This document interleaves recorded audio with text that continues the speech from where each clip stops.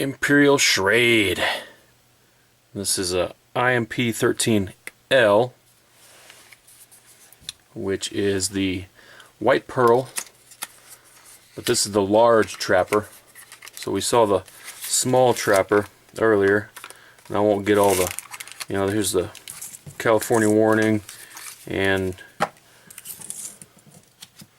the Taylor Brands paperwork, because Taylor Brands owns Imperial and Schrade. Imperial and Schrade merged back in the day, Imperial Cutlery and Schrade, and then they shuttered their doors back in 2004. And later on they were subsequently bought out. But this is a pretty nice one here, kind of a larger version of the previous vid if you saw that one. We have the Imperial inlay here. We have stainless steel bolsters and pins. We have a clip, clip blade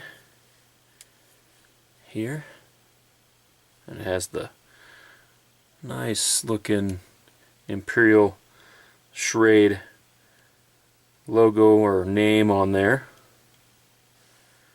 And we have the Imperial marking there.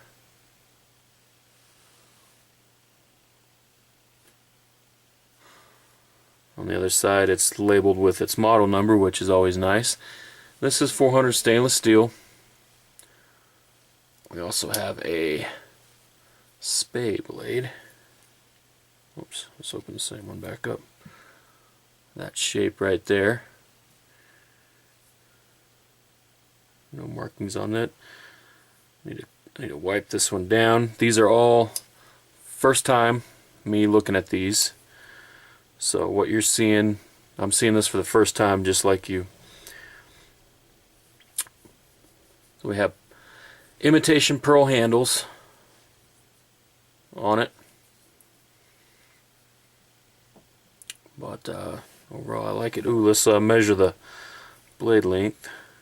So close, this thing is listed as being 3 7/8 inch wide.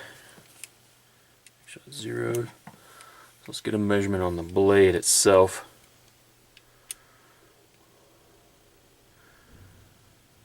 .66 for the actual blade.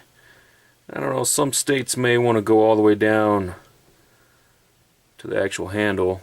That would take it to 3 inches. So this one would be easily legal to carry in most states, because there's a lot of states that have that 3-inch blade length rule, which I hate. So same length on the spade blade.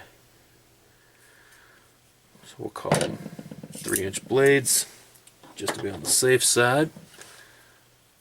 I dig it. Let's see if it cuts, how well it cuts some paper.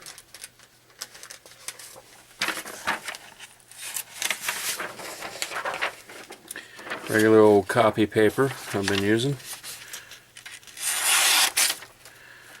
Pretty good. Get that slice motion in. Not too bad. Right out the box.